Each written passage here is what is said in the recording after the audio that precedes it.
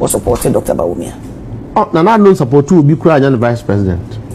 It is a professor. Nana said he is number 2.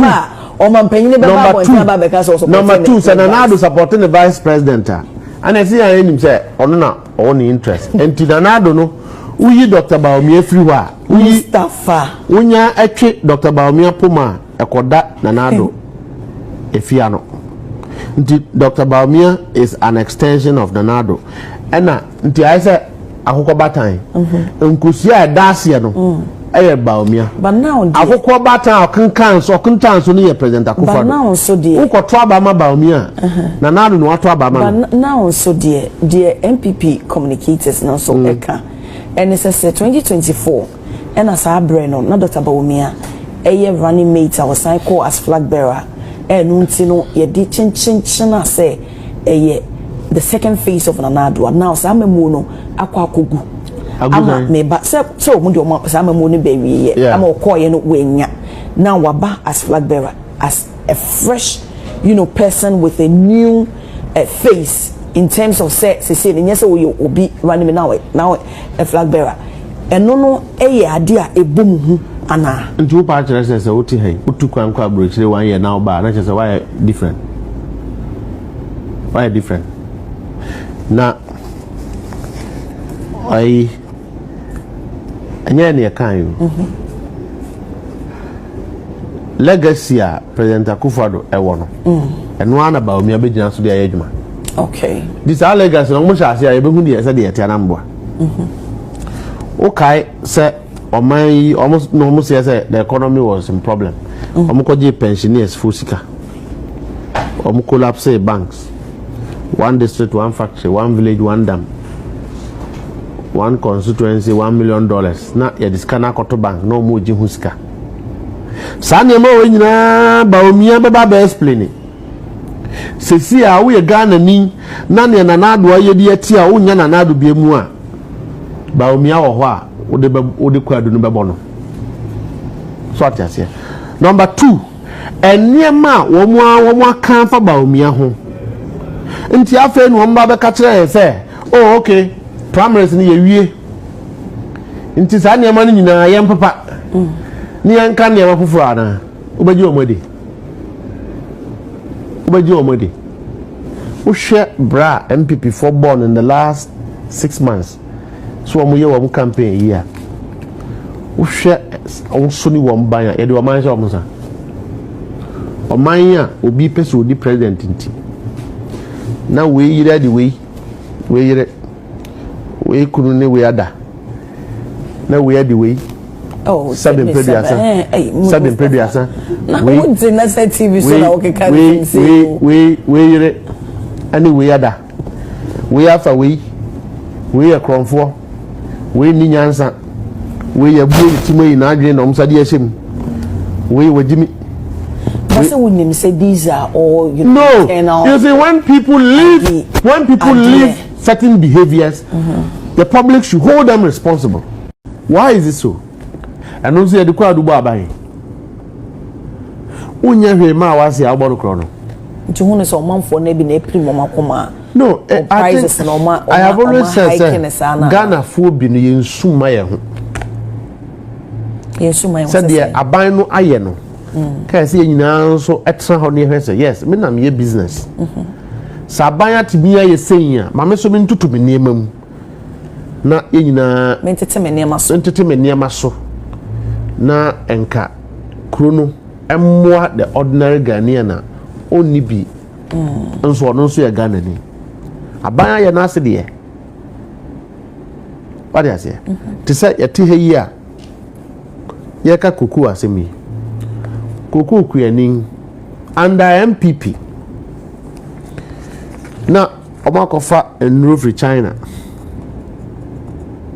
instead of so meto edura quality abeboa ama koku e mana so ama netimi aku emo a omo affect koku no makofa China edru China edru na nya papa David okay so koko fo no ka no mo de akoma koko fo no u spray na koko ewu is the same one on be wu no na koko no ewu ti hei most of the cocoa farms I work Ghana are collapsing. Call the farmers. And it's fertilizer and I'm saying near man no boy. And a two. Almost sans what the cocoa. Ah, you better know from that time, Bessie and him. And they could see our and no more just kaketoa. What is it? Is it because they were not able to supply time air corner so no Emma prices and the cost Tina? No, Mabel, Intina Emma, yes, and because all case what they could see 1 or 2 on a ketua. Yemanchi Momo, what could discuss? Upe 1 million. Medical cocoa bebrel. Cocoa Rubeniano, Henya Quia no to. Me, one idea as we are man Quia no. Emma won cocoa no so now won yet. Do you want to be and produce cocoa that particular money? And you want to be and produce. Now you are not focused on how to grow the cocoa sector. Because cocoa Quianino, they depend on government to be able to do what they do. At the end, no, Omunya cocoa na so manya. Obavano. Maker no. Abaya yen near me ye and ye better ye. Okay. And to the cocoa board the boka and one to honor. Young Korea MPP phone and name or an NDC phone track cocoa for. Why do they do that? I'm visit cocoa for Majime.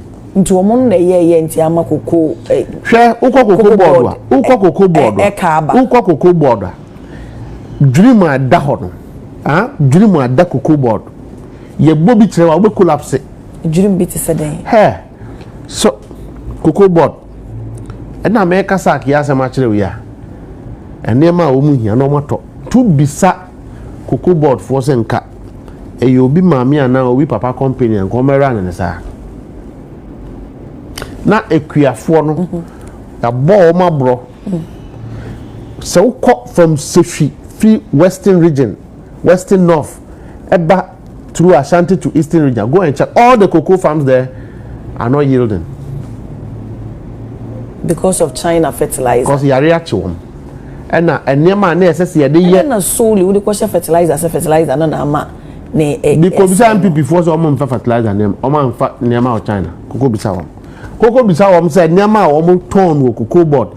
In the last 8 years, there haven't been issues of inflated invoices. Oh, cocoa board. Sir, me say, Paul Edu, near MPP for night, they cocoa board. No. A home abontia. Omo ashada omo kasa da baba no obi abete. You see, you don't do that. When you have destroyed something and we are trying to find solution, while we are by America pukune randimu epe kwanya omo de chechiri biem no. Unko jina kwanti fi nko kase obi a o sesi ni yanka so do de say no. Njo obi so beka se sie ya woka eho asemi enti na 1 year ngani oba beka 1 year no koko ye nkoko mane so 1 year enye enough 1 year betimi di ss because obi beka se 1 year ye no koko na ye hu se enko yi enti na ye se mumura 1 year ye no koko e mane mfifiri. Okay, afina entoto ho edan ekoso a I think that finance minister Kraroli out said not your pesky increase the price to cocoa farmers cocoa cry. Well, I said it took effect long ago, but because cocoa farmer now to I said by this time or titi cocoa no be brain onya cocoa no be cocoa no wo honomo but expensive because me tie chief executive officer of cocoa board I say Ghana cocoa ni very expensive. What they compare to it's not even about the expensive. The farms are not, producing the expected yield. No, almost all my producing is are they getting their monies? That's the problem. And to send yes to be o honom sika mom ni ho.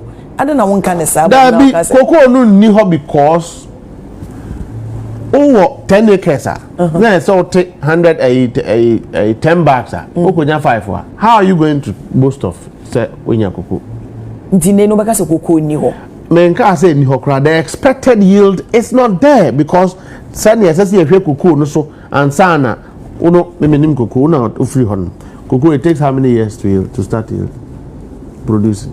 Yɛmfa nti anim. Wa we cocoa farmer. Frame you no. We farms are do cocoa. Cocoa no. Yɛmfa nti 3 years. 3 years now wo hwɛ so no. Enuro af ni fertilizer asese ye de ye. Kai President Akufo-Addo na ye free spray. Okay. President Mahama Bae ye to aso saa. President Akufo-Addo ba 8 years na ye free spray. Cocoa bisa. This is MPP for. Okay, so now there was a free seedlings. Ya boa na nesi ade ni ye na Greek for ahwesu ye. Said the man kuafo no a omutimi edo ni ye na a Greek extension officer eboaboa wo bisa President Akufo-Addo say 8 years on by no sad na ekoso. So in all of this, na mukojira nkwan chan to try and incite the cocoa farmers against government. When, of course, you are the very people who have collapsed the sector. What are you trying to tell Ghanaians? And clearly, I can tell you, sir, in the last 8 years of President Akufo-Addo, no, chip compound, ukomi krumwa, nkurasi na dozo. Sir, utie kurasi, na ubi huwa kano, ufiri afumu a wapemfo na no ho aka no enye yentimi mfa no nkodru Central Hospital te se nurse bi hwa ne kakra ansa na yeden etimi de nakọ chip compounds ya na yedeje ema awo ne ade omba in the last 8 years no chip compounds ba kumpo omansi chip compound ba ko binam kachira within 8 years binam kachira. Oh, Mustafa. From yeah, by because as this is assembly, it's mobile basis within a year. Mosi check. You start easy. Yes. Mosi be area na fain na mosi. Oh, yeah, by now 1 year you see that way. 1 year, but I can tell you, sir. Let me use 6 months. One buy a cry here. Assembly, this assembly. Now this is normal boss here. They were not paying their DCs because common fund no. Omo dey akọ to bank and omo je ho interest. That is what MPP did. Common fund is cano. One day at the bank. No more general interest. No moody. Okay. Into local government look collapse here. In all no. We are satisfied with. Are you not satisfied? Are you not satisfied? Look at you. President Akufo-Addo, were you beautiful like this? No one who talks President Akufo-Addo tear by him. Look at you. No one may say. Ni enimu say. And we draw conclusion. Yenimu bia okrum. Nnekra na do ho efe ama no ho atono. Me say we are satisfied. So we because 1 year now okay. What are the things that you think say mo pejemu a and also beboa? Ye pejemu la say aban me pejemu. Eduru ho obi abehu. Ye koso a ye koso a ye ne okay. Oh, I think sir, basically I am happy with the state of affairs. Ghana for any aje because sa kuka any nyina nse ne ye pese Ghana for ho beto wom. Okay. No bia na ho atono, but at least you are seeing say obi ya de pa bia say oboa. Clearly the government is doing something that Ghanaians should be proud of and support. My share and near money be on through light. I will say we dear so clear say aban buy no or this in the news so obey na why yen so am na successful within 1 year. Baby ya buy say the mra be ejuma. Emra ejuma. Everybody is treated well in this country today. Check.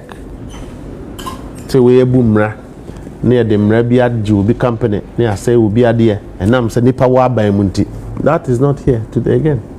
Say be ye ka say Ghana ni bia we bo no homo de bia say we yi meboa. Say kan nye dai mu ha na kan. So when any guy we ba you Ghana ni bia o yejuma bia, the government will assist you to prosper. Akwan ya wo mo anya ye ba say ye bi. Ye ba ye a na between 2016 to 2024 ni ebisa say aduade ben na obadi wo school ayem show ye ba ye have you heard any complaint from secondary school say in video me. Have you heard it? Say in feeding colony. Say the Ministry of Education. He should tell you that there's an improvement in the quality of education in Ghana. Quality. A teacher for penny a boy when I say ABBA film.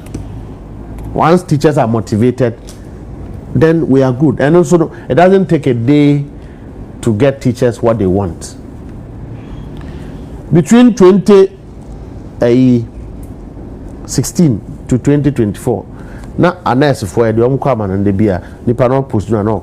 Today, that is not the case because clearly, government are buying no already said a sour masine abuawam. It's not readily easy for it to be done, but gradually, the commitment is there. Aban we had the commitment, say, one more bua, at least will be any budget. I justify the confidence of man for more 2024. Yeah, cry, but I think, say, obi any say your bob rapper. Okay. Yeah, I am not being more critics ni because say aban bi boa na omutimi produce political parties ne boa na omu produce a leader as in president.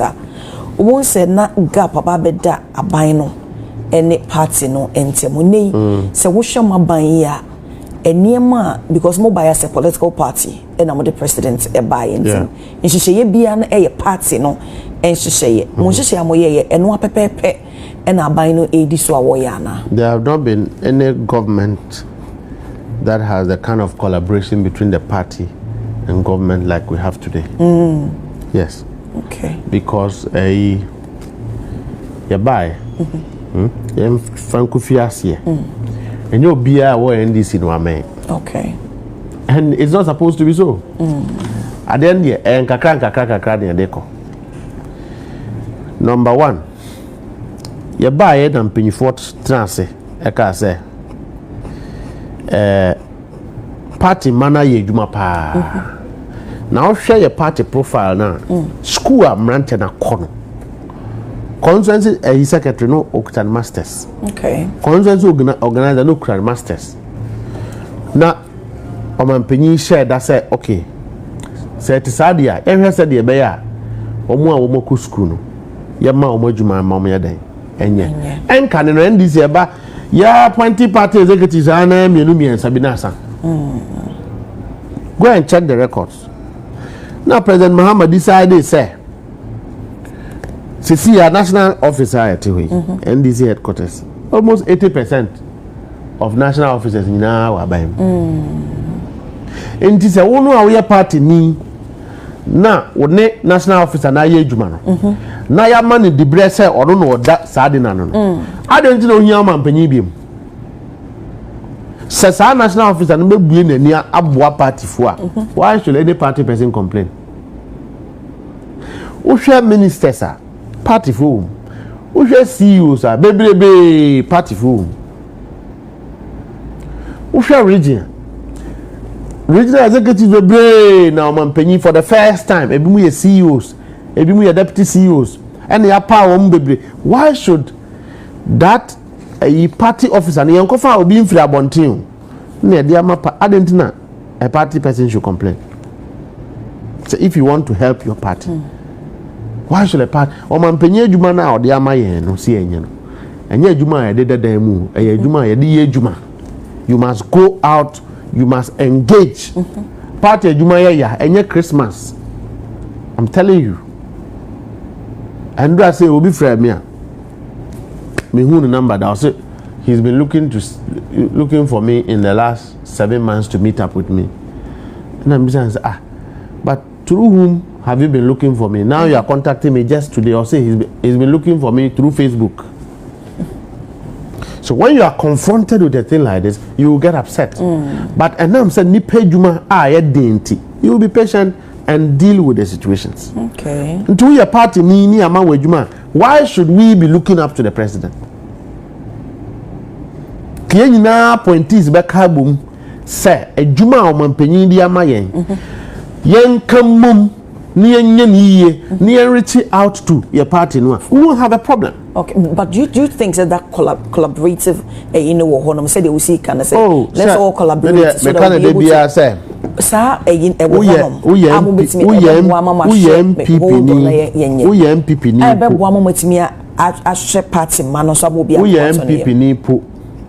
na by some means ya ma adwuma wa ban we mu now there o da so ase o mfa moa party fo a wasem time will tell. Okay, and anya me na we dan make ho asem, but I will say it because the party ni ye a na dan nim party na anya yi a na dan ye dan nim MPP for ye wo de ya kwa wonim na wo de di o matempa national executives ministers are somebody dress CEOs din kwasa sem okrumu a obi ayedi no CEOs no mo he bebere dwane says la usu ti abrochire MPP lose abahada menim de anya na bi ni Justin Kodia no yedi o matem enti yen tradi maidan obi ma yen funfun na yen kwaye. All we are asking for is that let's do what we can do to stabilize our systems. And also, is it too much to ask? The more I bet me a stabilizing my system, you so as I see what can you say, executives need to be so more occupy a position. Don't you think, say, in a way, loyalty ebe override? They say nipano ebe blunt. Akase bibi enkoyi a yebe criticize and I see ebe kasa dia fa ho. Sa breno a party for be din no atwam. David, I'll be the last person to encourage a party person to be quiet when you see say obi chiti. David. So does it mean say one be a friend or Suyini, as I think Hamza or party communicator? Yes. Or the Somobo General Secretary say ne west awo use cycle funds enom ne ade wo ye executive na so hold position bi afato wonya sa ba e be disqualify wo enti momma nkofo vocal about monsem na bi eno no ana na say tsa de na di ntin ne general secretary asem o kan ye no one no enya adwen ho. Well, there be a different context, but my friend na kasa say yempese a party ne be dan MPP for the NBA na no amude din krofo atem na we ne we yirada what fresh hu yini ne na kasa na seminua. Okay, we ne we prada na we are saying and we di e matem we pante kakraka and we we can't let NDC get to that stage. Okay, so does it mean so say we can kasa boache ne yemu ana? Why? So yini we say friend na kasa Debbie. No, so person mo die ne be yet to say Debbie your party mean yes but you say party ni we a problem one. You must find a way of what? Addressing it. First, if me who say make minister be who asemu abonte and ma tonofo ma ontie nti so yini so to general secretary for ontie. Oh, Debbie wanya na sa. So he was on air na ba no kan de obetimi aka. What was that? Your party leadership no. And one that even when you go astray, we don't make effort to bring you back home. Because it's about numbers. I say me edi matem de bia. Yeah, NDC for no ebi mutimi ko boy ebi mu pa no mu di matem. Ebi mo so bufu ano mu di matem. Within the party no. Within the party. But minim ni nyina. Emfa me ho. Because me adwuma na me ye.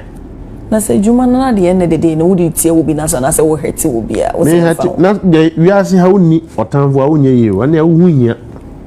But what need to be done will be done and will be done well. Until do you see some party no is set to defend Abayi what can may? Set to defend. Be a say be Abayi no be ni na say. Just say the okay. There are nkofo wo mo a wo mo men asepo na say be nye wo mo de. But I say to say the come you need to defend. And na say more set to say and criticize more kasanga mo. Say they always be on your toes. Yeah, it is never in our contemplation. But what we are saying is your choir party ni when in year or the befaso or the befa hefa. Oh, your structures. Okay. So we are what your cry now your communicator. Your party is not on Facebook and now TikTok. Or party no structures. Nti obia o baby out. O person on party mpanyifo e dan.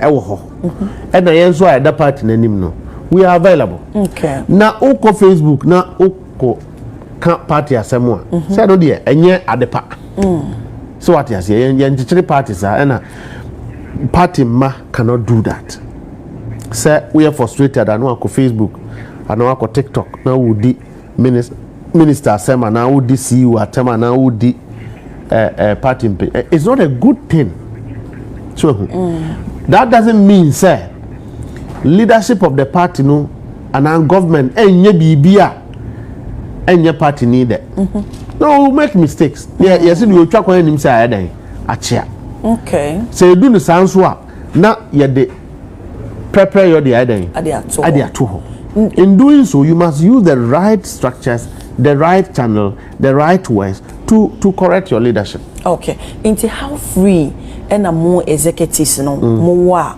a quine wo honomo will be to make an akuma to criticize a binary mo se be or deviate from decision amu na mako ben kromus am person mo faso no. Am I free to not criticize? An example? Me, I speak freely. Internally, I speak freely. Not even internally. I'm a free speaker. If I have to say something, if I have to say a free speaker, because maybe I said so far, and never been a short force. I was BBI okay. BBC America. But in the meantime, BBNC okay. Sir, Yabeka Huasem. And in the abundance saying that a local government minister, Honorable Ahmed, was say MMDC is no by the end of the year no unia no say by the end of March unia wajuma ensweni no ebe you free hon me ebe you wedi yeah they will be for fraba and near ben you know keep performance indicators ben a more sure so amaka say here you swear no near the access once we are DC here una ya president awo on persons so so you have key performance a year as a way. One, you must stabilize peace in your area. Okay. Two, you must improve government relationship with the people. Unye should bring everybody to the table. Okay. Society, chiefs, religion, and all sort of. And it's a very difficult job, but if you can't do it, and you demonstrate, say, you are not capable of doing. Why should the minister keep you? He's the one supervising your work. Okay. Now, minister now or 200, so if you will be a number 2 oko. And now we see you now in your Susan, the work president was here new. We a minister now in your Yazuni Adobe community. So it is in that order. And I don't think that near Honorable Ahmed Khan one can or a total we are supporting him 100%. Oh, more in support within of course, the party, no? Of course. So when you why should they tell you? Why should you be there? It doesn't mean say in as much as because so we a minister now, and you baby answer when you be home. We get feedback from the same people now, and as our community, no. By the time when minister no be take that decision, he has done his cross checks. So what you say? I have said every day, say me hey, omampenyi ama me adwuma kakra me ye. So mampenyi sorry echna na said the me adwuma no and so the near say so ordinary adwuma free me exactly but say minister na be say because he MMDC na minister no sector nya adwuma na be bolo na appointee wo mo minister no a or hwe DCs no so me say MMDC no he for na when na appointee wo mo look it's done through by the president through the local government minister no announce it's the minister aka na e omampanyin na dwen na minister na hwe wo mo so da bi say e ho no nya adwuma minister na be pam no me tram but say genesie bi a wono so betu bia no otu in the name of the president na president president akacho so appoint obi se kwatra dem say de to me ama on se koye adwuma no onte de me chena say me chere say enti say genesie ye minister aka no which means then says omampanyin ya way I don't know I'm not saying I don't know I'm not the one to confirm or prove or disprove that. I may say minister no or no official local government so don't you think or no here will be as so and the OKFM UTV who are obia on morning home born and a human can enko anymore over na try no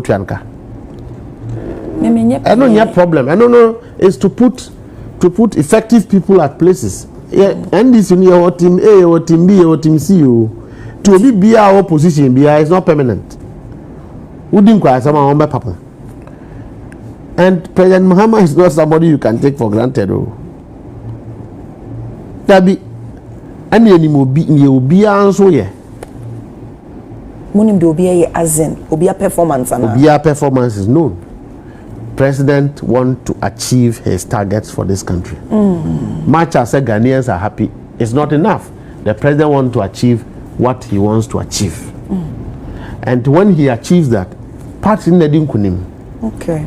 Because Sechna President Muhammad kasa wonko bi ma obetimi aso obi nsa semi President Muhammad adwuma amaye no me de hira me party no mo hwa so mfanto aba ma obi a oba na mo hwa so na ado de yi na ado a oko MPP party ana MPP fosu oso kom party no musu sa oko mo party sesen ya na se ya na ado ko MPP meeting a ote wo vote so by 1 million. How? Because he's an enemy of the state. MPP for neka na wu Ghana for neka na ado ye state human ho krom fu ankobubu na ado na ye state human man onu ano ye man ho president awasum krupa no one see statue amano ho krom fu otimi kobubu e ma na ye ufiza nkobo brapa kasa abesi tinyana na ado de ye wokrum hai wo de anya oya MPP fo no anim se wo mu ye meeting na ado ba ho na camera nya capture ne pe 1 million vote atiso enano de yi a wo mu ko wie wo primaries na ado ba ho ate chese ate asai na Bawumia adwuma ne kra. So it means memo man na ado ma baby o mo wana emfa me ho former president no that emfa ho so na wo mo te a party because say NPP need be a waba be say na ado bo mo meeting na eti wo mo vote o me de aka o mtimi nka me ana meka say party akukuduro e wo ho a nanse party executives a wo mo ye o mo gina wo mo nan so a keso wo mo suspend na ado free MPP. There's no way NPP won't pay the price for what Nanado have done. They will pay price up former to president. Maybe at 2032. Political party mo or suspending. We have never had a former president like President Akufo-Addo. The legacy ni die o de bon komo enye yie. But what he say so mama bisa we say into bekasa de aban ba bibia anya so de bia ni de wuntimi nkasa but now so you are talking about ceremony no o betna 8 years inaugural ceremony kra wa ye ho ofe finish my yembra party no so yemdi mo party no mo enkomo ene ebe den na de na mo ya ma eba no eye party executives now we are we say dodo na ewo abemo mo occupy position inti kwan be so no mo be fa atimi manage ama mo structures na atimi function ye party take positions sir. Okay.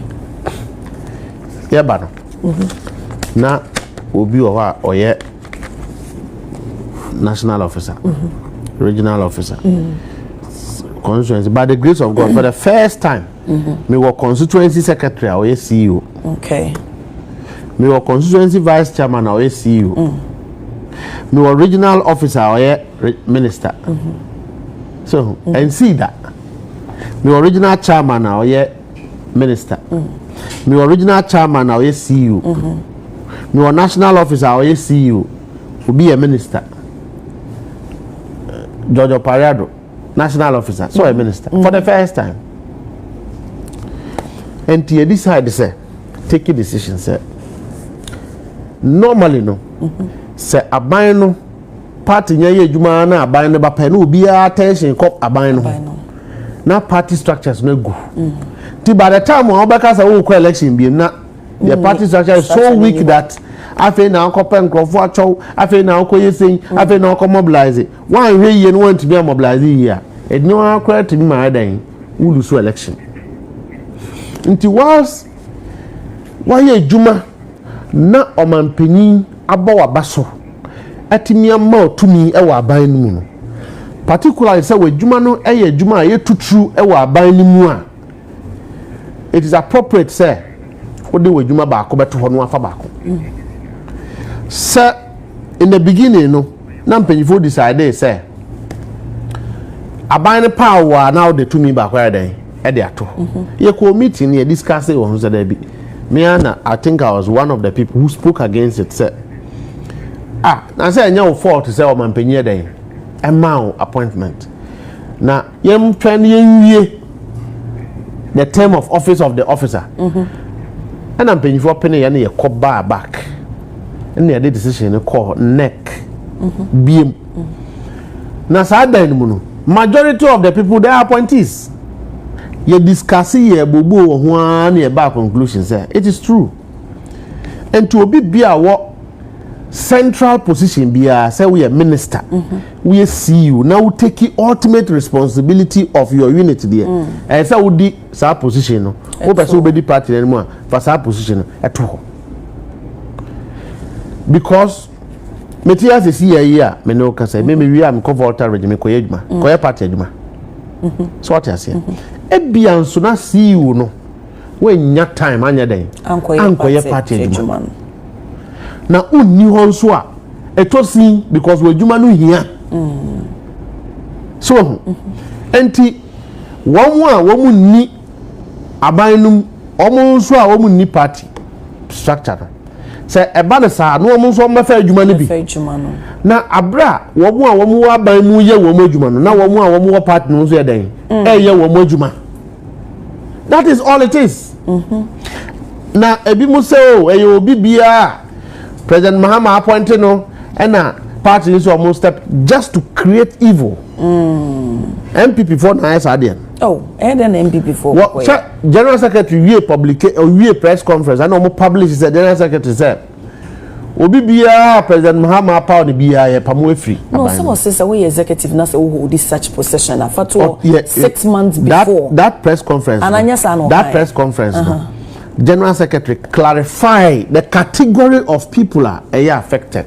Into him for they affected. You can say CEOs, deputy CEOs, ministers, deputy ministers, regional ministers, DCs. These individuals. Someone so they hold this up. There be. Into executives, apart from CEOs, deputies, and ministers, and what position be on? And your position now, Ukurano, the role you play and the responsibility. Time na winyama executive nejuma party. And you buy na pamu, a party near pet and crofwa or may a party juma. Na sanya but na why near buying. No, want to separate a bino, a juma, and free party a juma. Because we are a buy a juma near. Your responsibility is different. Send me a deputy general secretary, but baby I'm one. My juma is different. Okay. So what you say? Okay. Into the me summit was here. For instance, so be a minister. Yeah. Now moving forward, you know, or when it's what you be say, or person obey flag bearer. Or person obey flag bearer. Yes. Son of flag bearer and also baby party name. That be a new and no mundu. Okay. And then critics be also is of view say, okay, send me a minister and send me a deputy CEO, me a deputy minister crampona. Dear Emma boy executives ni be who you say will be one person retaining the position. But I mean, let's be honest. Obi a minister, oh you need money at the end. There's a possibility at least. Obet me am born who ye no de ababe fighting ipa no tu no age position. I no crowd there. And nothing am when you let me tell you. Nipa no for the juma no engo so party mo onye party mo pep open the position so on just our position let me tell you. Me to hey. Se woko kotua 1 billion my party for. If they want me, they will vote for me. It doesn't matter. Money cannot change it. Oh yeah, sure. And they won't name NDC party no. You know the be honest, kaya juma omo. And then your position in na na efiska. Okay, position ni bi ohonum de end. Position ni wo ho a ehwe de obetimi aye juma. The party needs people who can serve them, and they know their people. And we haven't contemplated on that one at all. But So we see you. Now, Ukura party position. The reality is that you cannot get time for the party work. Okay, it's a big creative vacuum.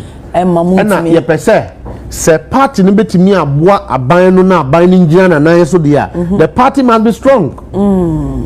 So when the party is strong, party executive yetimi committee yetimi ye party adwuma na aban no gina na so we can help complement the efforts of government. And na so free we nkrofo free wa ye wo bibia friend analogous bodies.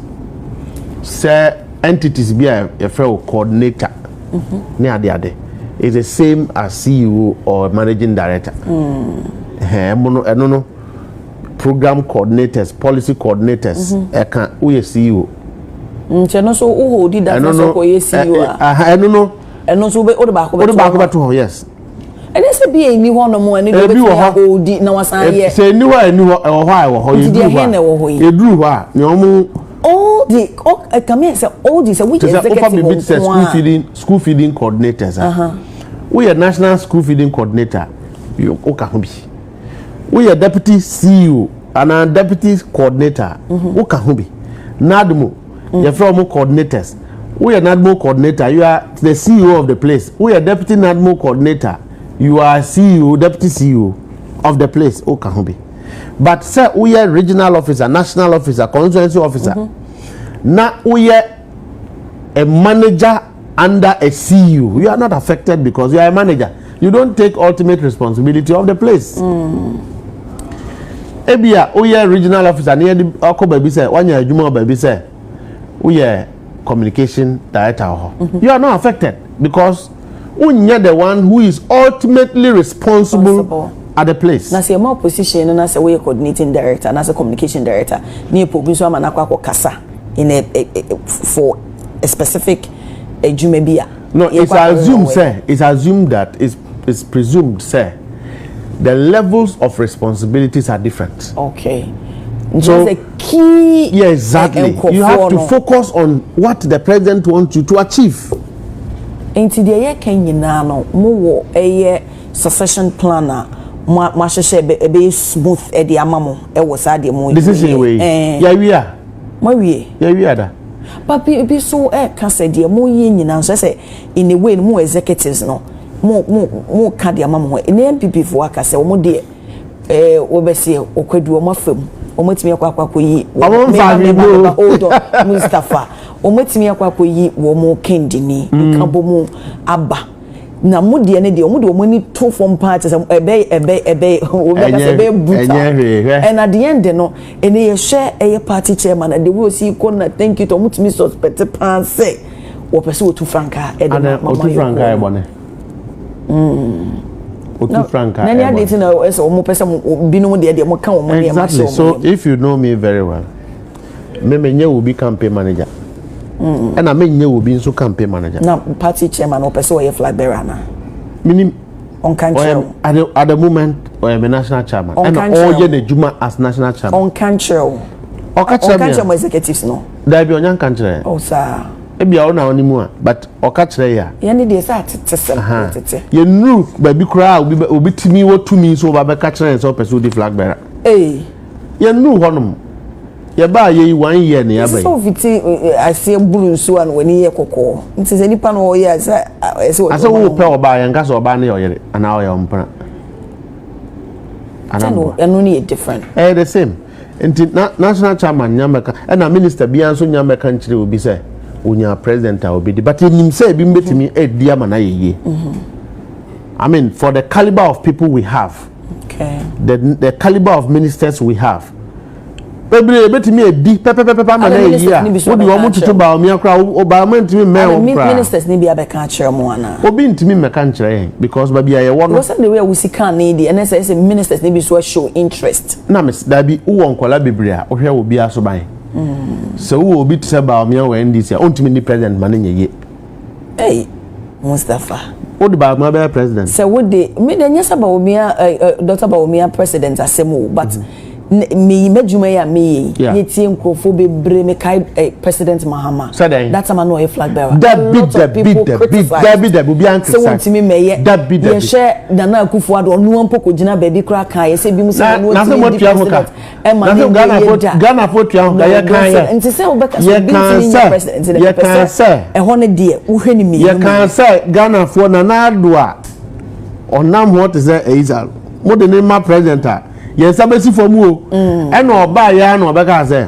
mo nso me hwe I'll protect the public purse manyi ma ba akokora me nwa musika eno ne ye ne okay na Bawumia ekodi vice president hwe uyi Nana Addo yiri fi ho a Bawumia is the closest person to Dr. President Akufo-Addo because we're training no and what taking risk nipa winni mu party no na what taking risk obey Nana Addo pay and what taking risk say nipa nya MPP ni me de ne be ye running mate me say and not tio and what de ne be ye running mate political party be apedom say na Nana Addo probi use no na nya adwen papa so no de fa Bawumia or probi use and where you use Bawumia condemn from economic lectures to digitalization na papa ya stadium ama no akoko twantro say me see toilet so on see ye see factories so on see ye dam so on see so ni krom kra wale a ekwan a da ho $32 million near the amount India ni wedi na excavator kra ni ho you see what is up ni panedi president man ye and a two and now we are on primary six na Addo say no support Bawumia sa na eti yo mfam adentin will be a wire of running mate 8 years vice president 8 years suddenly also won't support no but leadership by example no Mustafa T at same way are working so do you Mustafa think say now President Mahama say breakthrough say what in a mamu be na NDC mokoko yi flag bearer obeba bontina ba be ka say me supporting the pass me sentiment man oh say obia on the preferences but on me carbon thing nti ade nti na we expect Nana Addo emba bontin me ka say we support Dr. Bawumia oh Nana Addo support obi kura anya vice president nti it is a professor J Nana say the obeba o man panyine be ba bontin ba be ka say support number 2 say Nana Addo supporting the vice president and I see him say ono na on interest enti Nana Addo no uyi Dr. Bawumia free wa uyi Mustafa unya etwe Dr. Bawumia poma ekoda Nana Addo efia no nti Dr. Bawumia is an extension of Nana Addo ena nti I say akoko batan nkusia dasia no eye Bawumia but now akoko batan okuntan so ne president Akufo-Addo but now so dear ukoto abama Bawumia Nana Addo no wato abama but now so dear MPP communicators now so eka and it says 2024 and as abre no na Dr. Bawumia eye running mate our sign call as flag bearer and unti no ye di chin say eye the second phase of Nana Addo now sa memu no akwakogu ama me ba so mo de o sa memu no be wi ama okoye no wenya now waba as flag bearer as a fresh person with a new face in terms of say yes we obi running me now a flag bearer eno no eye ade a ebom hu ana nti wo pa kire say oti hai utu kwan kwa brochire 1 year now ba na say why different na ai anya ne kan you legacy a President Akufo-Addo ewo no eno ana Bawumia be gina so de ayedwuma okay this our legacy no mo sha ase a behu de say de yete na mboa okay say oman yi almost no say the economy was in problem omukoje pensioners full sika collapse banks one district one factory one village one dam one constituency $1 million na ya diskana koto bank no mo ji husika sane ma we nyina Bawumia beba be explain sesi a wo ye Ghana ni na ne Nana Addo ayedi ati a wo nya Nana Addo bia mu a Bawumia wo ho a wo de kwadu no bebo no so atiase number 2 eniema wo mo aka fa Bawumia ho nti afa nu omba be ka kire se oh okay primaries ni ye wie nti sa ne ma ni nyina yem papa ni anka ne ma foforo ana obaji omode wo hwe bra MPP for born in the last 6 months so omo ye wo campaign yi a wo hwe on so ni wo mban a ye de o man hye omo sa o man a obi pese odi president nti na we yire de we kunu ne we ada na we ade we oh sabin preduasa na we did na say TV so na okay can say we yire ani we ada we after we akronfo we ni nyansa we ya bu timoyi na adwe na omsade ahyem we wajimi. But say when say these are all no you see when people leave certain behaviors the public should hold them responsible. Do Ubaka say more primary say rumor to be I'm not saying say it's a good thing. Do you think say to ubetna ka say munye primary say ma obi an to be money NDC then say starting you've seen the level at which we call people to order. And you see a kind of dream, but in this party called the NDC, it doesn't matter who you are, who you're wronger, we'll call you to order. Yeah, my own fire and koto a coin beer, a china agent, I regret it. Okay. Because you're teaching cool and you're actually ma. And now our party is very attractive because of discipline and orderliness. Sir and penny for a deep party in any Yakasi Yabaya. We lead the party into prosperity, not into abyss. Okay. Sir, Motimia leading the party into this level of gross misconduct, orderliness. Adia Subanya, Semeno Yama, Edin Wufia, Yabetro Wamasono. The MPP grown ups and Kokra have lived that behavior. And you think that they are qualified to leave this country? Why are we in a comedy? Party akuku dam 4 woman ko school woman ko school mrantie the youth of this country should look for one political party and join. Who see MPP? Obama wo ba akodwa any party a kira okodi president a ye beka say sabi opante akese. Now as a woman, do you say that to a woman? No, Mustafa, who can say more mindful ya moka say drew a internal contest. It will happen in the end. Let's say no. It will happen. And this ukas wo ba panty akese will drag you to discipline you. You can't say that about party elders. NDC will never get to a point who say presidential aspirant be supporter be because anyway rather you can't have, it's not political. Let's not joke with these things.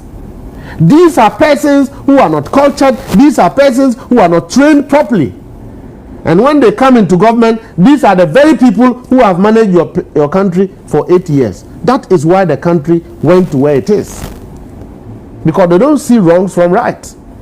Okay, so in a way Ubaka say more enema out of when people know a course one among say enya people encourage MPP for the sue free ho say your campaign this year you share the way our community engagement say any start here and we sue free ho. Okay so we sue bibi free omo hoda who go sue there na free MPP but at least at the end of omo primaries you know bibia everything was say it was peaceful. Yes, you said that there wasn't any. I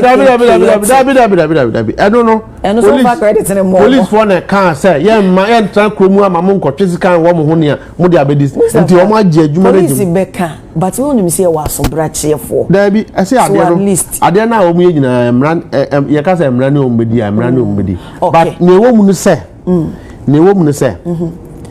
near MPP for Koya no primaries.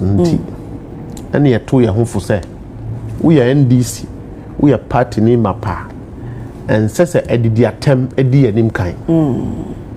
Say udi party penny for now udi ministers attempt in a way and same factor say party di bayano. Near say party for say yemfa adisani umbiya day emfa to your home for.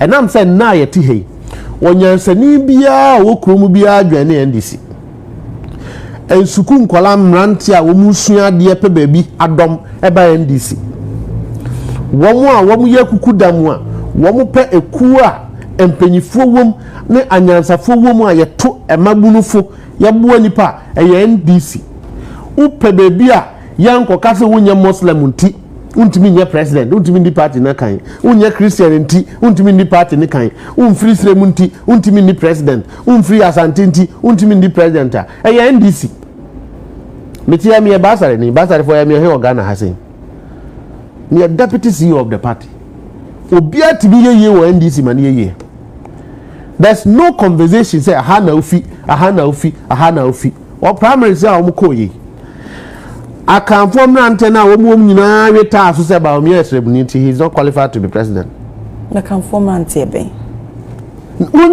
I mean I have set up a small year ya download a kasa wo mu kan ni nyina de ato machine so a ye de kwakobo e wo villages nyina na ye den ye ma Ghana fo hu omuso de omuban ya wo obia mo campaign message obia comment kan ni bia ni Bawumia kan ye ni Dr. Brian kan ye de eyi aduchu mpen we ndidi nkrofo atam bebre eyi ni Kwabena Japan kan ye Kwabena Japan dey start free 2023 mesinti no ne mo campaign message ana anya campaign message ye dey ko kira dance ye se nkrofo no a wo nam ho no mu ni suban okay ye mfa suban we ntitiri kuru okay Mustafa because wo the MPP ba mu a ekina wo ba twe wo ba so no de krante atwa because there's no discipline obia ka de ope de in a way no say we say we see kan na de nyina no say nipa net say obaka na de utimi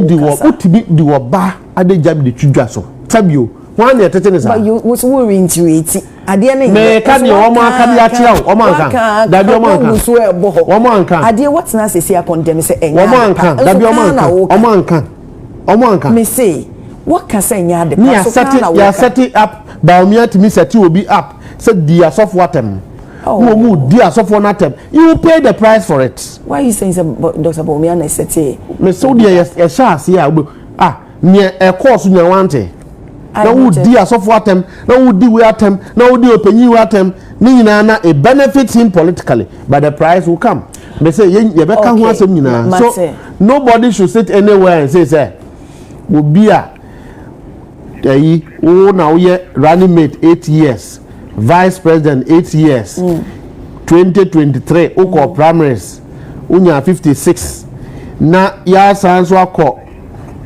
in 1 year time the same set of executive yes akọ ya unya 56 which means say 33.5% of core MPP people disapprove of Bawumia being a president. Na Ghana ni be no nkodi akire. Na nye say a of advantage to move. It's a weak candidate. No, hold on. A candidate not fit for purpose. No cause. See, mo baka say sa analysis ya wo mai. Say mo based on there. Any say a hooray e de mama. Enye hooray. Enti meba. Enti mono.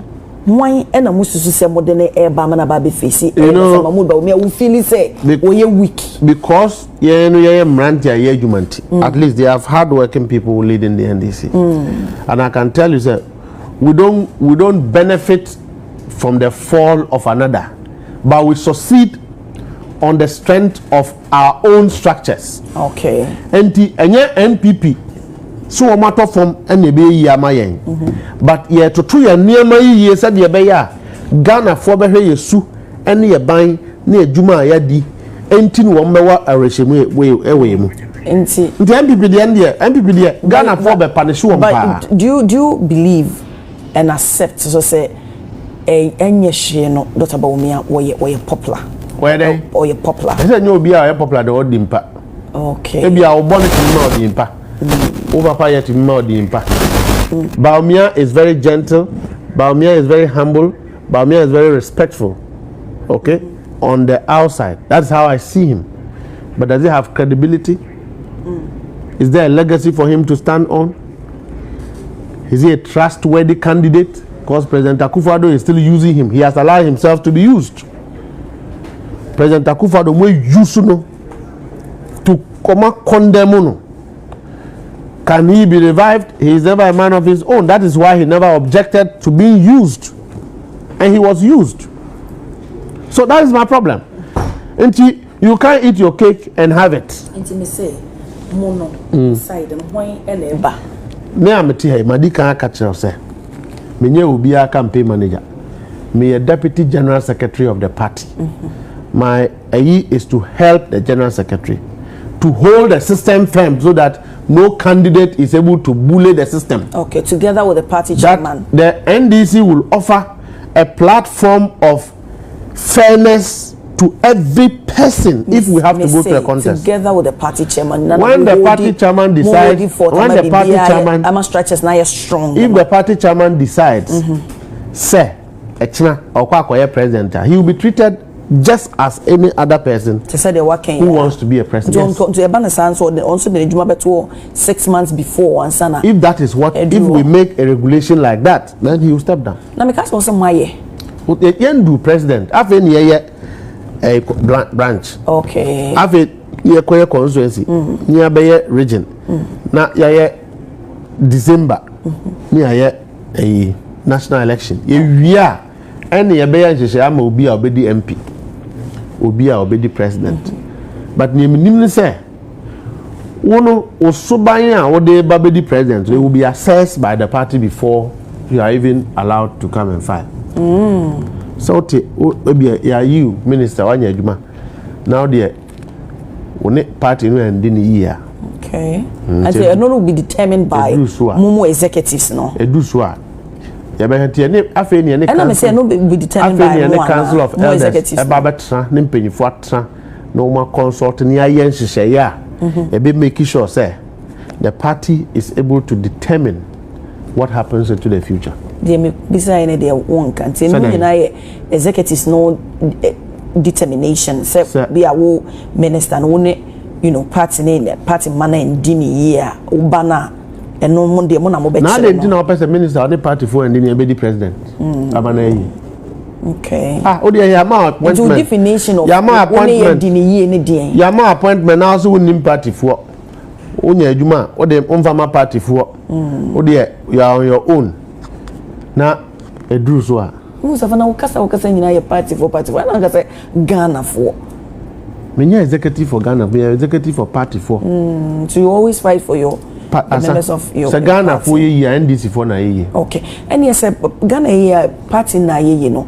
Ghana for any party for no ebimpo kamoba flagship program power was 24-hour economy. Yeah. 24-hour economy 133 ejuma ba ko mabunu be ko shift abanopa wie enwumre enra ene correspondent parliament ekasai parliamentary correspondent o kase dom kese the authority bill aba no the omo kase esese emra no authority and dom kuma so no money omo nya do be kase nti 1 year ni afi kwampo na saa bill ye akwadru parliament. Can you say said the nanka or manfo she ni mo say onka 24-hour economy kesenka by now ka edi at the chinchia or manfo dodo na so nya so mfaso anya onze anya ade bia na ye no at the same time. Okay. But I believe that Samune Minuya Felix Kasa, he will give you more details about that because me man read it. Okay.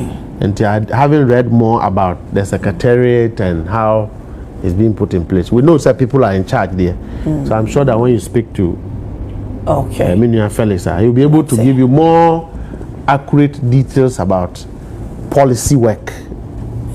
I know Nyame Majuma say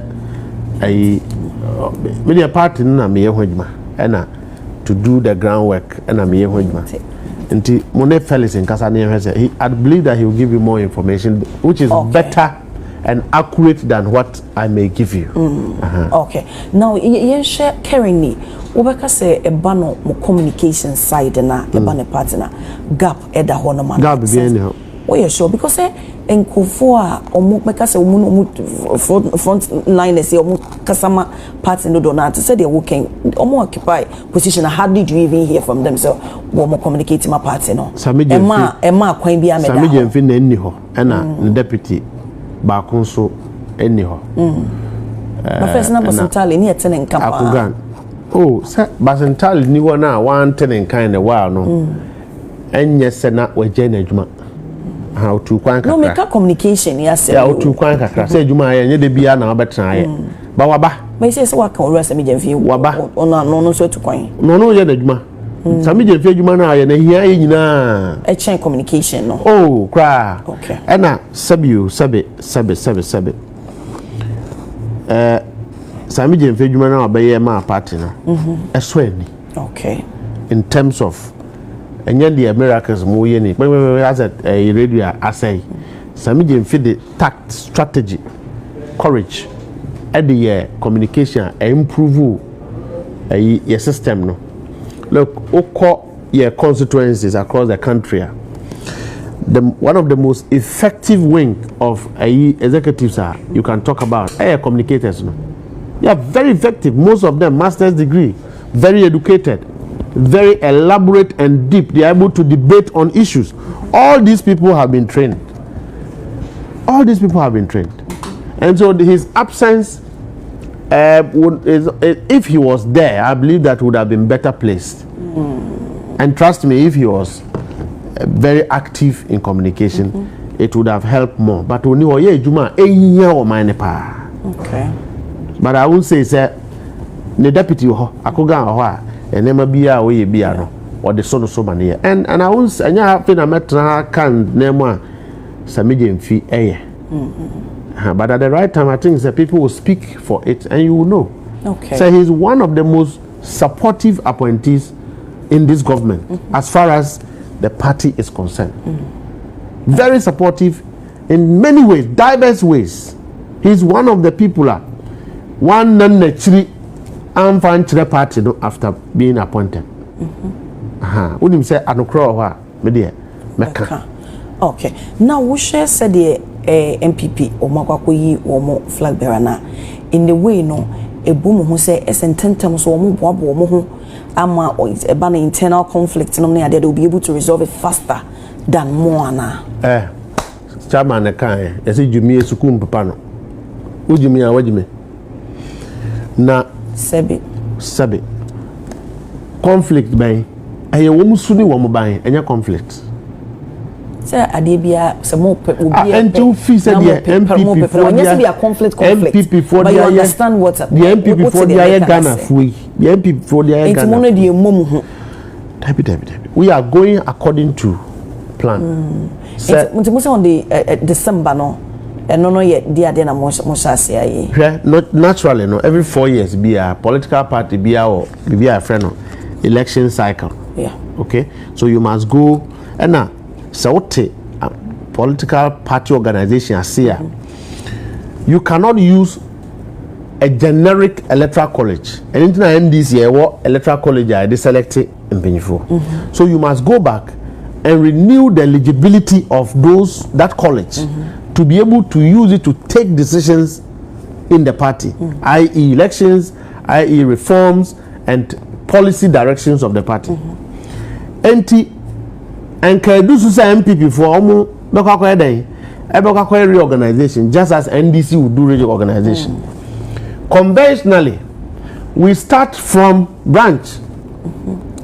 MPP for 2012, okay, so no more voucher, your friend time I want MTN Vodafone scratch card okay and normal recruiting members. It's natural how to organize party. You must open up for new people to join because they know say nobody will join. Also might be a party so be a join. Members are rather living and joining the NDC. Into the MPP MPP have waived that to open up for people to join because nobody will join. 2 and as I see branch elections because every party has branch executives. Na so mo be what train we no my region now my national and son of my baby and now so win lose election one responsible enough to take blame for what has happened. So what they did, the right thing to do was saying for example Ashanti region a whole general secretary free, a whole national organizer free, a whole quiet say a whole chief of staff free, a whole quiet say MPs now one more echo presidents one more pack wine Gabi na kan Nana Dunya Gabi na kan MPs ni bi so ba bonti be Nana Dunya enye no cross Nana Dunya Gabi na kan so MPP 8 years na Ashanti region omo ensi factory baako omo ensi road omo ensi bibia hospital cra president Muhammad Siye omo ja tunwuram a chire na eyi ofuru adaka ye de esu eja no omo ayo omo adwen so omo nko enukra omo anya ewie nom de koi school adan ya ye see wo Ashanti region omo amfa wo mo nsanka na legacy ba ko omo ja ne se nsase a gold lands a ho na omo dia ma Chinese fo na omo trashes na omo tutua na omo ase wo makwan omo nsase na afei omo wie ye koko asantini bia meme ya basare ni na basare fo ye sum asantifo so nimsa ye koko do wo mkoko ase ye papa no timi ye nim asantifo ni koko na nado abreso na koko gu wo Ghana hasen nti nka se party no kɔ na omo kɔ party fo na chow se de omo ye bia na wo ye dan wo mfa nche wo ansa no omo share organization ase and that etie omo adwane akososa ade no top bottom and we select president because they don't want the party to go through the natural reconciliation and the natural rehabilitation. Woman ko Bawumia wo dey twen by the time obi abenya abutiem anansa obi abubato ne yem so omo ye ready so omo election they will come to a conclusion say the candidate is not fit for purpose. They will only realize it after 1 year. Not fit for purpose anka nei nkomo kwa yi no. He is fit for purpose in the MPP under the circumstance. But is he fit for purpose? Is he fit for purpose? Under what circumstance? Oh, vice president, running mate. Say, baby, any frafo no, ubi a won any baako ye ohene. But Ghana for there, one more you go one bank. Pensioners are ya chinchim wo musa ji wo muska mofra kama CEO kama center when who say na we. But before I no can say how many pensioners for na wu okrum ha abraban dada no eko aban nanado aban me kai so omo the initiative be by a drip ni nyina ye se ya kwan ye dida ye mpotem wana se ye nkro num ne ade ye betimi e de machines ye juju so na che yetimi enya akwan papa maban ba so ko mo ye owura Vanderpool din se wono na enda eno ano. How is it going? Na drip no say MPP for campaign who say machines no cry fraud wo. How? MPP for na kan say na get fan boss now no fraud wo ho nso aban yi panyin na wonda no. So does it mean say fraud wo? That be so see adede de hu bibia ante so obi aka ho asem. Say abokro no wo ho. But already Attorney General your investigation bia e kire say krono bobi aba ho. 2 krono bo aba ho asem machines no ne bo said ye to no baako ene bo a esese ye na ye to ye hu se ebi mu abu bibi wo mu a ye hwehwem nti ama machines mo mfa nye dabi machines say nye na ado dia. No, I know say machines so ye di put into good use can MPP for na wa mo be ko ye galam nti ye adwum machines no ko emia ya na ya te he ya me constituency ba bia me free ya the machines no eyi akwan ba bia ya ton sase a eye new site ya yi akwan to ho nyina and it's happening all over the place every district constituency Krachi East. Okay. We akwan say nya Hong Kong the whole country the machines no eyi adwuma sabiu that is the essence of the machine say yatoi this is not the first time. Under President Mills also ye to bisa but not as huge as the quantity of units are yet on this time round.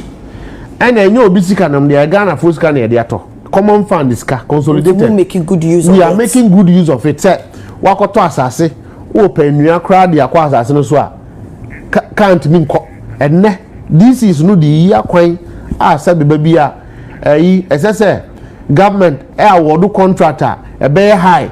They are using small money to buy fuel. Omo dey sa kwan no reshaping na filling no more year nipa betimi ananti so. They are doing all of that. Okay. So I want to claim the responsibility say bibia omo toy we are putting it to good use. I have to coordinator. Okay. Now we share the same Nanado Abanya. The fight against Galamsey. You know, you who be able to excavator no much treasure. Eddie Atum. Mubai, measure some so more year. Aside, you know, 9 months, 4 near the Moshe, excavators, Moshe. Does it Nanado the Dean Airlines is idea Galamsey between 2016 and 2024. Yeah, you took Krumuha. Omaimo. Na ye ni ma dia a friend say mining in the forest reserve. Usuru kura so beko. Ni wo Galamsey dia. Galamsey at time ne enkrofo akotu no mo jai to crew. That was all the issue was about. And aggravate here into water bodies. And aggravate here into forest reserve. Who gave forest reserves to miners? Why am I license? Nyana nado. Bisam se forest a wo de ma wo so wo nkotu Galamsey no omatimi reclaim back at reclaim me kai say na asase de pando kuku me ba me ne former lands and natural resources minister honorable Samuel Obujina Pop na say kasaima osiso ka che yese eba no eye ka say we mine forester even per your constitution no e won me say man but on a large scale we are then we no claim problem, it but I'm just saying I'm just saying so all catch there no and I want to share with you sir the law regulating mining and issue of concessions actually say when you issue a concession to any company yeah woman a concession at the prospecting prospecting the report to back mining inspectorate will get reports of the values they get for taxation purposes, right? Ubako EPA. No one call BBI a friend scoping report. In the scoping report has EIS, environmental impact assessment. In that, you must show your strategy of washing the good. How not to disturb the ecology within the area of mining, how to ensure that you reclaim the land and repair the land. All this is a responsibility of the Minister for Lands and the Minister of Environment.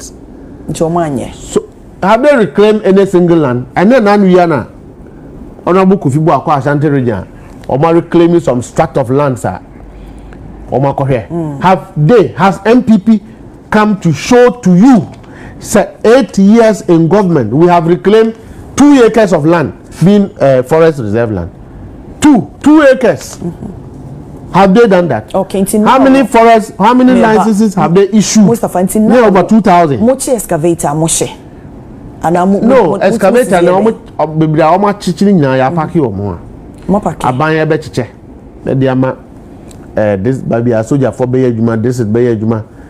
Na ombe yamfa ma omo de monhye baby ya say ya hye no omo hye ti say ya pamo wako baby ni ya pamo na so odinsi wasan so akọ ni ya pamo na so odinsi wasan so akọ biim no. Will you tell me that you need to rearrest that excavator? Okay, intendo de say aban abeka say all forest reserve and water bodies are security zones. Now we timi defy this mine excavator akwakoto was a wutu no. That excavator is not a seizable excavator, as I said. Decommissioning. The much no region be a mobechibiano, more a center, mobuano. I think so. The land minister has a way of annexing all those excavators on the packet. I don't know the various locations, but I know that they have grounded most of the excavators. Even though the difficulty is that so site be.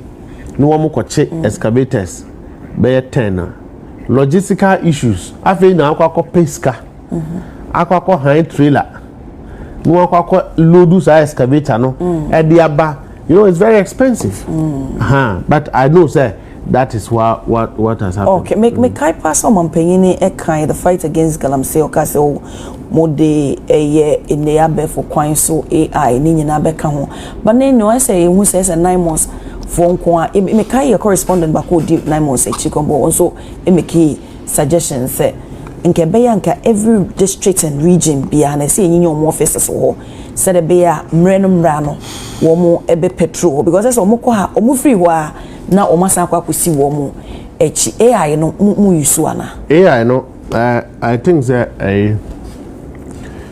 AI is to involve AI in Galamsey fighter is a remote surveillance machinery and normal fan to okay security I'm just saying sir it's a component of surveillance normal fan to abonte o track from for better abonte. So whatever president have said is what have helped the fight to get to where it is today. Okay.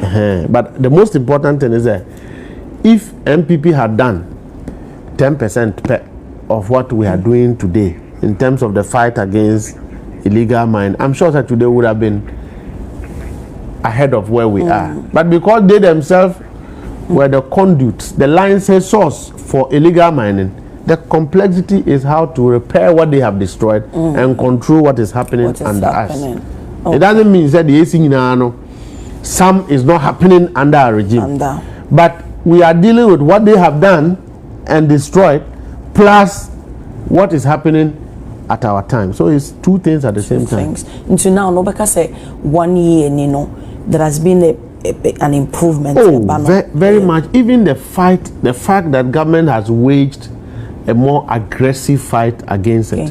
The consciousness of it is even enough. Okay. Say, who consume near Kwachiwa, Emrano Bedi, who consume near Chiwa, Emrano Bedi. And there have been several persons who are standing trial and prosecutions as far as that is concerned. The past years that Yakasami Bisaye, efa abayino any party no enter because there be no more can we say party no produce abayin eba to me more. Na gap at the bow say say more collaborative come upon into binum so bisa say ye share ye finance minister Dr. Keswato force him to be a finance minister is no joke ninoma edo so pa menkae adofo no yaw ya hwere ye defense minister ni environment da ben no mampanyini ebe substantive minister for sa two sectors. He knows what he's doing as president. And I trust his judgment. And I'm sure that when the right time is due, he will do it. I don't think the Ministry of Defense is falling short. It's a many judge and view. Substantive minister. Oh, I mean that's what a substantive minister. Because I have confidence in his learning. One. Dr. Manikwa Wajan Baby Kwa. Proja have worked under him. Yeah. As far as election was concerned. Okay, he's a learnable person. Proja is a learnable person. Will be a Usuantem. And now Nancy me said your shed is suit no kwa. Fatano for papa. Until I'm paying the manual. Me and my party need I'll be happy. Okay. I'll be very happy. But or the man will be in swa. I'll be very happy. But we must allow the president to do it at the time he wants to do it. But critics need to say, "Oh, mampeni de nenia femo." I say, they are not critics. They are lobbyists. They are critics. Lobbyists. They have interest. So they are not critics. They are lobbyists. For agenda. And also, it's allowed. But even with the party now, mono kind of open their lobbies. You might I don't know the anybody. Do the other you speak out of experience. Minya kwai is here. Nana mkaja zenka empa brunya de mfi. Obi nso pe obi fufu. Agenda do so. No the agenda nyina ni menu no. O mampanyi mfa no nya adwuma. At the right time, what he feels is right for the country and his government, he will do it. So do you think say you bedru ho no mama na ayi obi so? You do obokra wie. You do where we Oh, I am sure. So my time said 2025. obey defense minister. And when President Mahama speaks, and we are in 2026 so also obey. Say a free Christmas bar obey. Christmas year that's what February. I think January.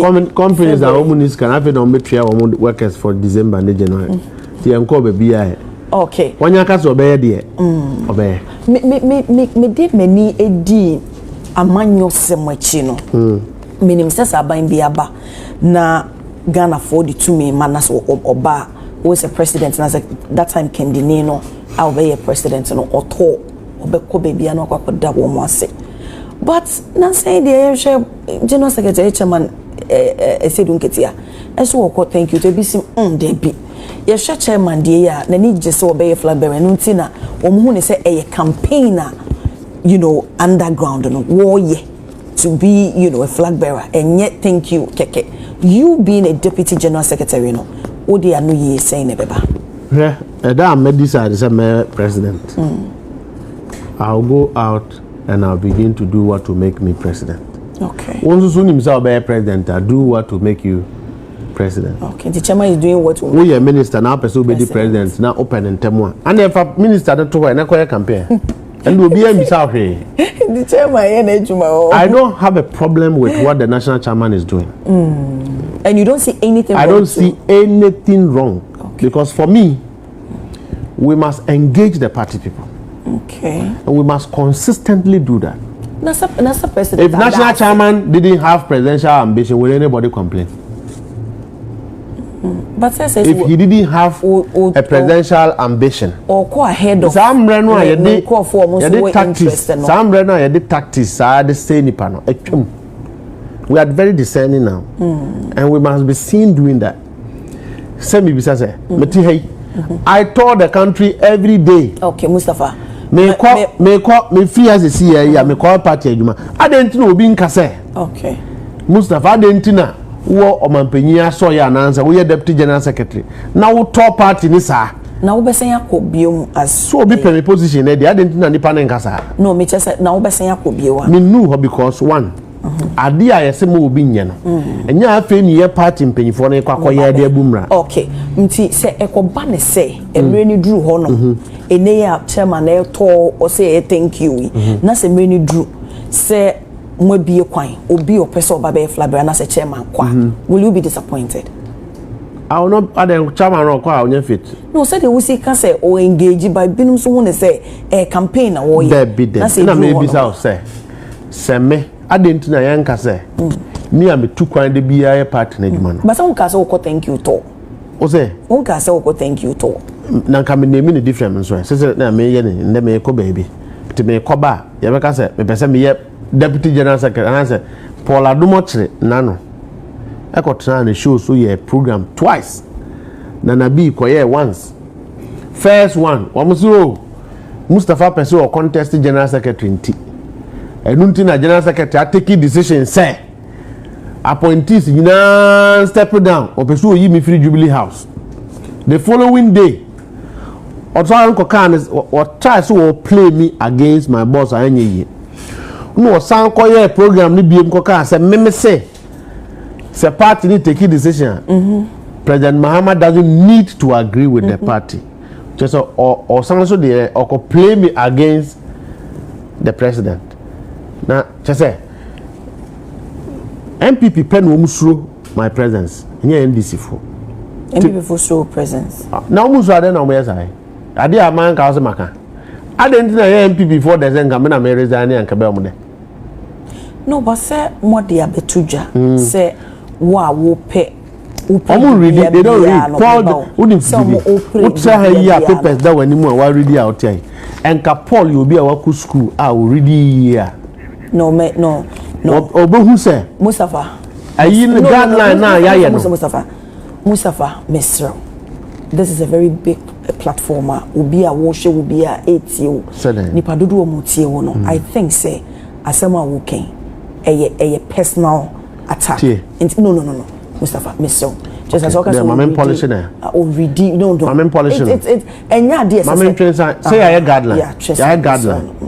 guideline and ye dey ato abonten afa ankoto dem and yes some training some training and read the mum some questions and a general secretary sans here who press conference bibia da sa homa no mu a obi ehu da ben na Paul ko hu se me contest general secretary and ye bisa me ho asem and a me ka tell say enye me na meba bonte abeka say president ni mu ana say onye den onim ho say otra hai UTV more structures me boa ebi a board meeting ekoso onka hu bi abeka ho bi na me see o me national chairman and general secretary wo mu a way they deal and relate with the leader of the party when it comes to decision taking.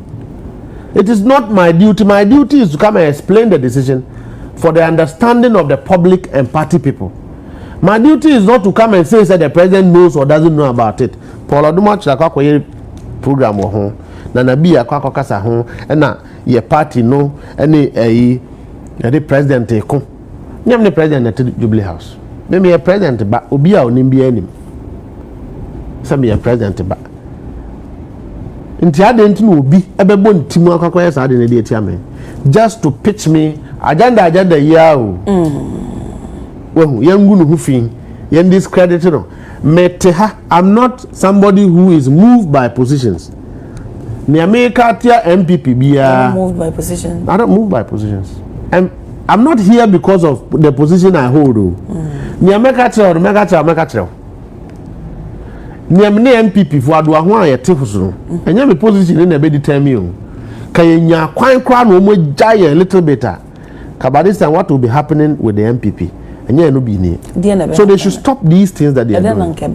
Me say no say me say tell them that ka a kwan bi pa na enya space bi a ka what will be happening to the MPP enya no na see you.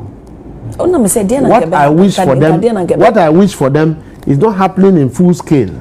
So you wish them bad? I don't wish them. I say what I wish for them. Well, so what do you wish for them? So they shouldn't provoke me. I didn't wish them more. You see, when you go and also you don't wish you more well. So I was one cancer. No, everybody know I don't wish MPP well. Oh, everybody knows. So you do I wish them well? Don't wish you more as a party. I have friends in there, but I don't wish the party well. Why? For what? I wanna see you Ghana for the Ghana need the Oma Ghana. Ghana need to be good bank. But so you know, say Ghana has say you know, and you're one party state. Then you need a very strong party to criticize, to scrutinize. You know, Bibinia, if they think say more go off track, they will bring you back, and it's part of democracy. Ahithophel's mentality. Isn't that say? Ahithopel, him for this Ahithopel, MPP for Ahithopel. Omato ne dey for sir. That's the principle you are using. Say you want to cancel people into distraction. Oh, so you think someone cancel into distraction? That is what they try to do. Almost 2 years efua udi echire no akototo krum ni akaza MPP for NDC for us. Me kai wiki mo ye omode ba ya leader minority leader kai and say the government promised the youth Honorable Alexander Fenomaken but any day minim say friend sir abaye promise me jobs na jobs and we hefa it is obi mass such criticism sir and also draw attention doesn't mean say ni no the council or man where you ba ko na o ka ho accept no why be nsusu a Ahithopel council eno bi ne de he say nya afi ne ye de Apenyomaken better conversation. I'm just saying the MPP need tofu because or tofu they are consuming. Because our fall is their excitement. My engineer mo honom so say no what can amana is so clear say to na a chairman e kono. So that they could do. Enye say me come because me be so and I don't have a problem because of person flag bearing and yet to ensure say there will be fairness bibia. Let me tell you, it's also possible say you can start campaigning and be the last preferred candidate. It is also possible say you may not campaign at all and the party will call for you to be a president. Okay. MDC has a tradition and a way you select presidential candidate. That convention is not wholesale and commercialized. money doesn't determine it. The one who campaign more doesn't determine it. When your time is up, your time is up. Okay, so you don't need to do much. You don't need to. The party knows who they want to lead them. But I'm sure so what it say a deaning subi. Now Yama a vice president. His Excellency Akufo-Addo. Education Minister Honorable Haruna Idrisu. Dr. Kisato Force and Finance Minister. And Chief of Staff Honorable Julius Deborah. Honorable Eriko Pokun so Edin Abemu and a chairman. National chairman. Okay. 1, 2, 3, 4, 5, 6. One nipa so NCA. One out to Bawumia be. One out the Bawumia to no be. We are kuku damvo a omu gina wo mana so a. Sabi omu record of performance, record of good leadership, record of a well-behaved public officer. Which of them can you say is there? Or your trophy? 1, 2, 3, 4, 5, 6. So Bawumia de vice president seat na call for me. Nya Professor Jane na be paja oso. Or the call form. But someone for to say nya vice president or ye vibrant. 38. It's a say 38%. And they say your flag bearer we say no, but who can't records at 38%. 38%. You know, in digitalization na untimi mbonyi Dr. Mahmoud Bawumia. So let the MPP come and campaign on digitalization. But I'm saying, sir, 6 people that you have mentioned, there is no one among them who is not capable of being a president of Ghana. Okay. No one. All these people. Oh, I am happy, sir. I am happy, sir. If you've mentioned these names to me, now you because you knew where. So when I'm dealing with you, I'm not relating with you as a presidential aspirant. I relate with you as a minister or as a vice president or as a chief of staff or as a national chairman. And it's not my job to be looking into what extra activities that you are doing. If you are a party general secretary, it is your duty to now look at people in the context of times and seasons. Say, by this time we are we have a government to run, we have a party to reorganize. Yenya open nomination for possible persons who are interested in becoming running mates to pick. See you do ho no be a pick the form one. And one now who say, wait dear, after dear potential Mr. President. You accord them with the needed regard. They have their campaign teams. I'm not going to be one of the campaign teams of any of them or anybody. We are ready, sir. We'll manage the party structure. So who we knew primaries are, will make you president. That one I can tell you. But I'm not going to be the one to campaign for anybody to become a flag bearer. And I'm not a campaign chairman for anybody. So I won't sit here to be looking at names and be talking about it. Of course, I have indicated on OKFM said our party people should avoid conversation as to who they support and who they don't support at this time, as far as flag bearer is concerned. So that matter is sealed. Okay, but Mustafa, unim say omanfo binum so e boss more passe. My day. Tone escalate tension than calm within our party, no. The way Bibinia Oba we are very outspoken about issues. Now say they will see a canon a tension eba. Attention, baby. Tension. I say I'm a person of tension. Tension I day. Do you okay with it? No, I'm just as which tension are you talking about? It's within the party, no. We are one summer will be can the way I will be see a canon, no. Yeah. And calmness emba.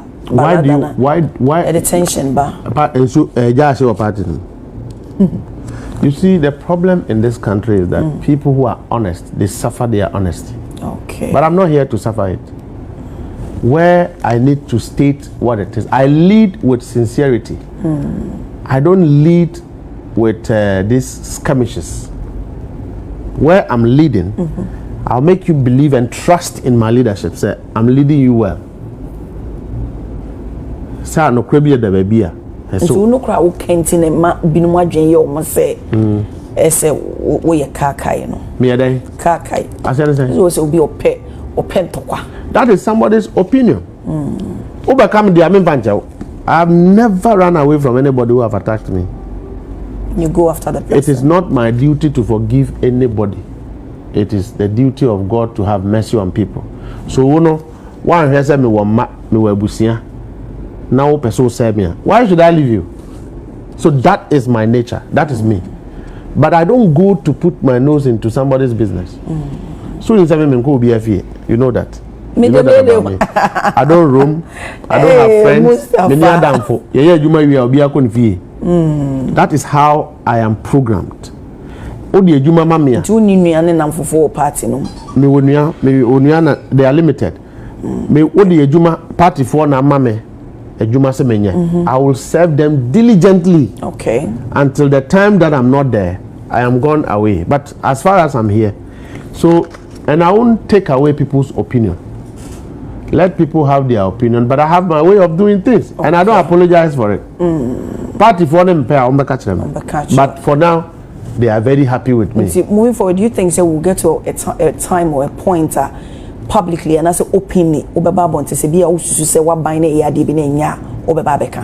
why should I do that? Why are you expecting? Why, if anybody is expecting that from me, the person should be disappointed because okay. I won't do it. But if it's about me, then I have a way of going about it. Then you say the country, no. You want somewhere you're biased towards you. You want somewhere you can't cook and you want somewhere you can't be dream. See, yeah, me bisa what? Yes, I say no. And I will say me who say what sorry what MPB so that means what can. But so parts in here, they're not saying they're not so can say. Then it means that maybe then you have a personal problem with people. For more bam. You for more bam. One was what the president Bepamo. But you Mustafa Nabeka. But it's also Kukuamu the Obeka. Kukuamu the oh, be being 2 years. On say, and your Akufo-Addo or Akufo-Addo etimuna adwen wo. And a two. Ebia wo te ha no. If he's a minister no and appointee bi what taking decision bi no. You are not happy about it. Okay. But nipa ni wo reason tia we taking sa decision. That is why we encourage who bibi na enya. Find a way of engaging. When you engage, I'm sure you'll be given enough information. You wouldn't keep the position you were having. So it is not about rushing and going to criticize governments for criticize because you have a loud mouth. Okay. You must criticize in context. And so if there's no reason to go and criticize anybody, and also don't call your business and criticize, and you won't get me doing that. Okay. And now, how do you balance a firmness with empathy? Because you're Shamo party, you have the mass. I don't have empathy. Oh, you don't have empathy? No way. Okay. Oman for more pandai. And so I can say we want to be protected. We must see more party members, and also how do you respond to that? I would have loved that we went for Bandai election. I was one of the first people to be there. Now, the Mraya Juma, the court, the same court where my chair say election. The same court no answer. The apex one, no sir. Yeah, sign. So our right and our appetite to even go for that election came from the court. So today, I am ready for any by-election. We will go. But if there's no by-election, we will not go. And at the end of by so I think they are appealing or so, or something like that. I haven't followed the extent to it because other officers are handling that. Hey. Si your friend is saying, your friend MPP didn't say, Miniano. MPP candidate. Is it Nindam? Nindam, Yanyano, there. 2028, you be. Tinomon Twambo. Sir, do I oversee? Just a Wunya Kwabanka, this in and Kankwam and Kamoko. Oh, their constituencies are if the candidates of the end, if they listened, they would have been in parliament. But most candidates didn't win because of there were things we asked them to do and they didn't follow. If they are, and yes, men can't. Nanke so MPP no say abeko 2028 omanfo atoba saa de na omfo nka omfo follow ya you know Reagan and answer them MPP for nko so anya agenda entiame agenda mbeye di etia wom no why do you think say MPP for agenda de etia wo nya na Paul Addo na bi ya me no na tia si aye kasa enti ade bi a wususu say enim bi and I've given an opportunity for you to clear I don't also clear myself whatever you think about me you have your entitlements to think about me but anya wonu na me hwe de aye adwuma o I'm not a type enti why na wo hwe na aye adwuma na soma wo so na wo so ne baba ma adwuma mu a me fi say ye besom a ya ma me ho instruction me the baba wadwuna so is in favor of your mom for now they boa woman now. It's not every decision that must sit with everyone. It's not every time that you need endorsement. Okay. Need the be answer now because a man for praise you. The NDC people, when I do things that they are happy, they praise me. When I do things that they are not happy, they criticize me, and I take it in good faith. But me, I won't sit back because somebody is happy or somebody is not happy. Criticism is part of leadership, and you must have room for it. So when it comes, into one person ya agenda tiame. Na oko setting krofozi endi matemu a. Me frɛ wɔn baako ne ɔmo akasa. Na it is agenda na agenda na backfire. That's how I am. But why do you perceive so be agenda if you think you're doing the right thing now? So you just overlook it. Now why you what here? No, I don't overlook it. I neutralize it. Then it means that you're doing something wrong. Something wrong, maybe yes or no. Okay. Because you are saying the bia na be adia, ebe to bia papam. There are days that you do things that offend people, even the people you serve. There are days that you are doing something with a good intent, but ebe you are saying maybe akodi bone. Okay. You must be willing to take maybe a TSCA. Na wakabibi. It goes against your station, but you didn't intend to do that. So you take responsibility. So I do one ye di omwenim.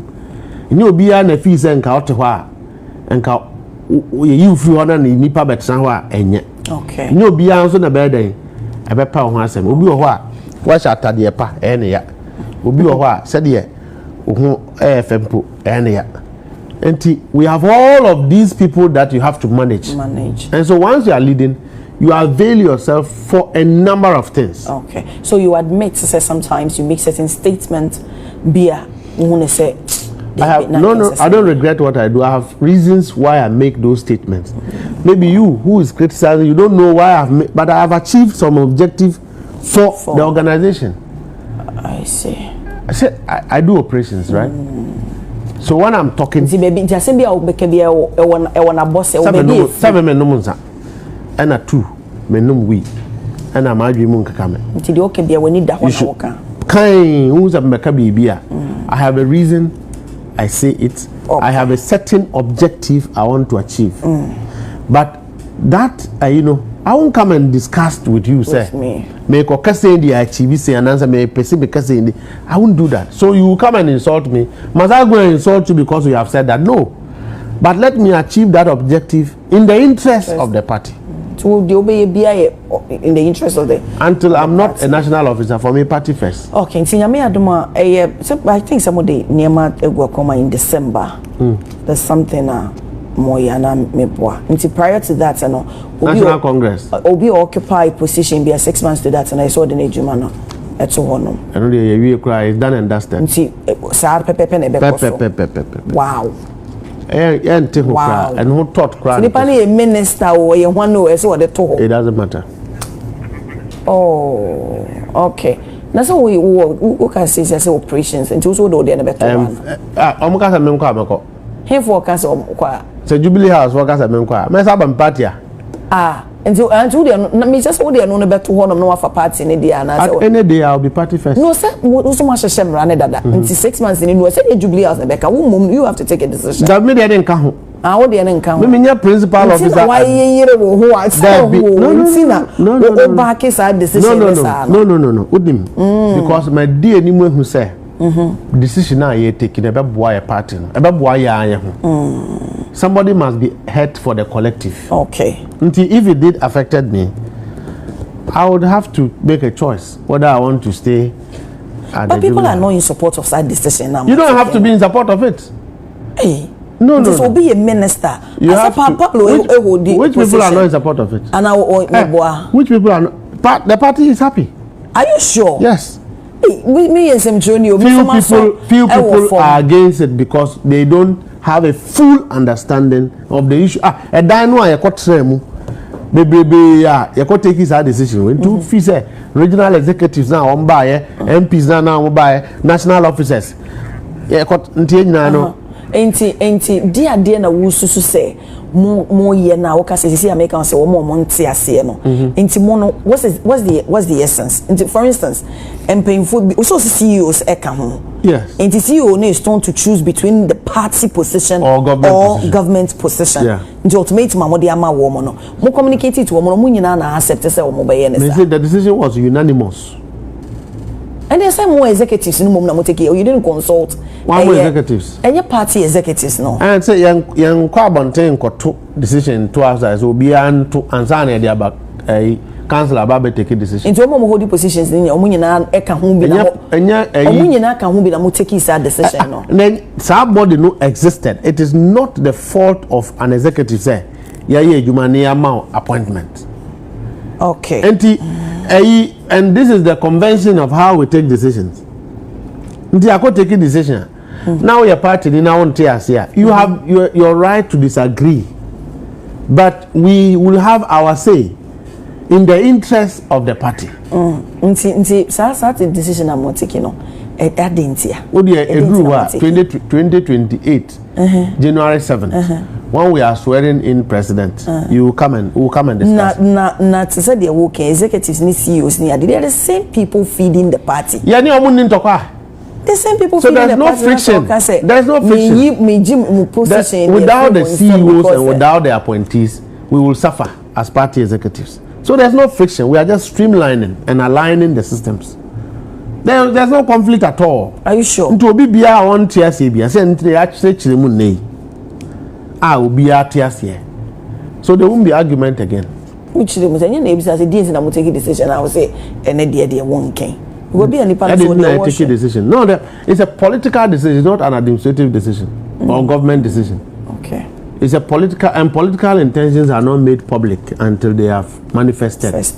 Okay. Do you think say no na say backfire na am working say backfire so you take major decisions to bring us where we are. Okay. Yo Mustafa mame enda wasepa na wo kon menim say wanu di say me twa to ade be match for mo she ni hokra MPP for na me no maka hewe me nka hwe bi so do better na wo mbo nipa ye ka ye di party mo nkomo na wo twi wo mo shem nti be ka say wa ba MPP ntina NDC wo ho okay nti ni di ti wo criticize so ana they are not fit for purpose because wo mo ana o ma say niema yo yes. Mame nda so mu ni sense so mu bi o ma no kra kasa nke ba bi an ko me call into sober reflection aka ko dwendwen say ba ne dan ne yesi ekotu cathedral ye de ko to nyamedin na ebe wiase na ewie huska 98 million ntana monto be na monto de afa ho edru ha be say tikromu ha sa okay mame read your message ne be sister bana ask my brother Honorable Mustafa Bandi that then former president and now our current president John Dramani Mahama promised the polling station agents, branch executives and grassroots security service jobs but 1 year 29 days till serial callers, branch executives, polling station agents and grassroots, nothing have been done. So I'm say a comment to woman. Comment to woman because so would do. Let's swap and say now they are by fear man crofwedi. Okay. In New Honum, near President Jesus and Kranza South constituency on the Dubai. Or tie the messages about onto no boss and 2 branch and some pooling agents and some